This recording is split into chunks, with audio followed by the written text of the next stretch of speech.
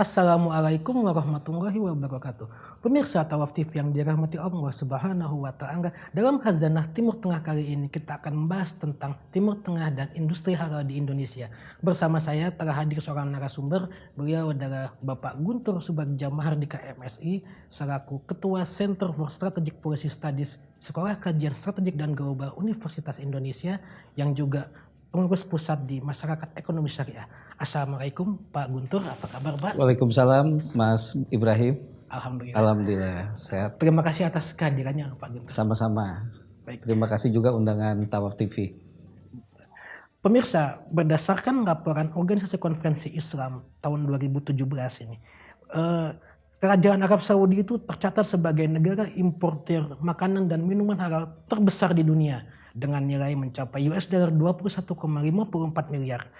Bahkan posisi ketiga ditempati oleh Uni Emirat Arab dengan nilai $14,84 miliar dan posisi kelima ditempati oleh Mesir dengan nilai 14,22 miliar. Ini kan menggambarkan situasi Timur Tengah yang sangat membutuhkan impor makanan halal. Indonesia di posisi keempat dan Malaysia di posisi kedua dengan nilai $14,96 miliar. Nah, bagaimana Bang Guntur melihat dinamika industri makanan dan minuman halal ini di kawasan Timur Tengah termasuk Asia Tenggara, Indonesia dan Malaysia, Pak? Ya, baik, terima kasih Mas Ibrahim. Perkembangan industri halal di dunia ini sangat menarik. Perputaran ekonomi menurut data Global Islamic Economic Index itu tahun 2023 nanti itu akan mencapai senilai sekitar 3.000 miliar US dollar. Nah, ini adalah potensi yang sangat besar untuk industri halal dan produk-produk Islamic economic. Nah, khusus tentang peringkat konsumsi, memang Arab Saudi termasuk adalah peringkat terbesar menjadi konsumsi produk-produk makanan halal dan Indonesia ada di peringkat keempat. Nah, di satu sisi ini adalah satu peluang yang sangat besar buat kita, negara Indonesia, untuk memanfaatkan pasar Arab Saudi dan Timur Tengah menjadi pasar yang sangat prospektif. Karena di situ peringkat 1, 3, dan lainnya adalah Timur Tengah. Indonesia di 4, Malaysia di nomor 2 gitu kan. Nah, tapi di sisi lain yang patut kita juga cermati adalah negara eksportir produk-produk halal itu sendiri.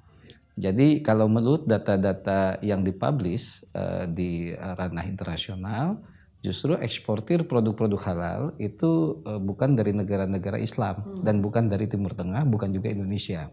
Eksportir produk halal terbesar pertama itu adalah Brasil. Kedua Amerika Serikat kalau nggak salah, ketiganya India, dan kemudian ada Rusia dan beberapa negara lain. Nah, ini Indonesia ini kan penduduk Muslim terbesar. Indonesia memiliki sumber daya alam dan sumber daya manusia yang banyak. Semestinya kita memanfaatkan momentum ini menjadi produsen halal peringkat 5 besar. Setidaknya kita targetkan 10 besar dulu. Itu. Nah, industri halal ke depan tidak lagi hanya milik masyarakat Muslim. Jadi karena halal ini juga menyehatkan, halal ini juga higienis, sekarang menjadi pilihan masyarakat-masyarakat Muslim dan non-Muslim untuk memilih produk-produk yang sudah bersertifikat halal. Nah, tinggal bagaimana Indonesia bisa melahirkan produk-produk ini dan bagaimana juga kita bisa memanfaatkan momentumnya. Nah, di tengah pandemi COVID saat ini, COVID-19, sebenarnya ini juga satu peluang besar ketika masyarakat sudah makin menyadari akan pentingnya kesehatan yang tinggi. Tentu ini ditentukan oleh produk-produk yang memang memiliki nilai kesehatan yang tinggi. Insya Allah yang berlabel halal itu akan menyehatkan. Itu Mas Ibrahim.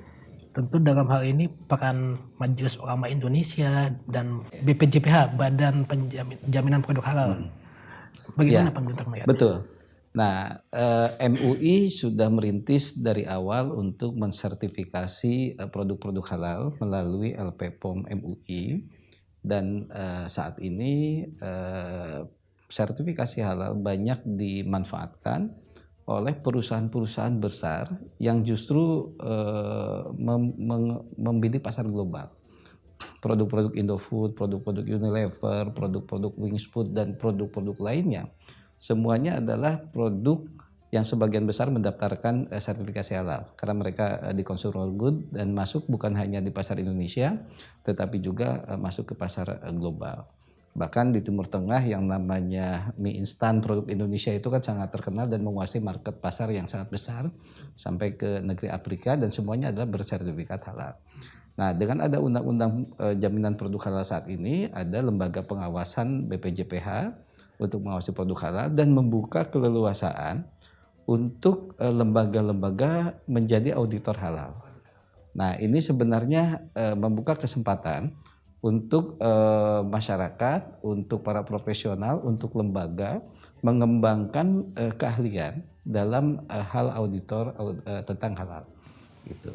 Jadi Indonesia sebagai negara berpenduduk muslim terbesar di dunia dan dengan sumber daya alam yang sangat besar tentu berpeluang menjadi negara eksportir halal terbesar di dunia ya Pak Guntur. Iya, betul sekali. Jadi dengan potensi sumber daya alam, dengan potensi sumber pertanian, kelautan, dan juga di sektor-sektor manufaktur ya, olahan, Indonesia mestinya memiliki berbagai keunggulan dan fokus pada produk-produk consumer good yang bersertifikat halal atau produk halal.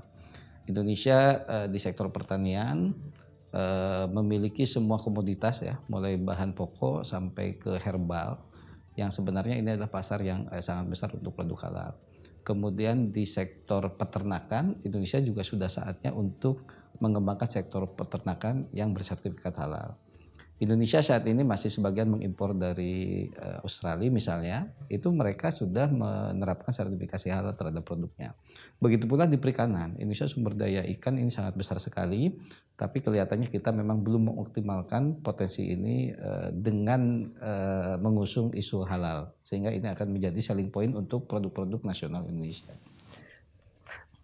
Baik, kalau kita lihat kan industri halal tidak terbatas hanya pada makanan ya, Pak. Termasuk betul. Industri pariwisata yang betul. Saat ini sedang terus-menerus dikembangkan.